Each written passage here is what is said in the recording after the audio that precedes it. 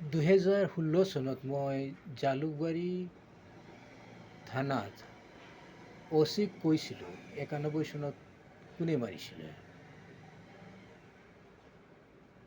অচিয়ে শুনি ক'লে যিজন ল'ৰা মৰিছিল তেওঁ পুখুৰীত পৰি মৰিছিল, পানীত পৰি মৰিছিল।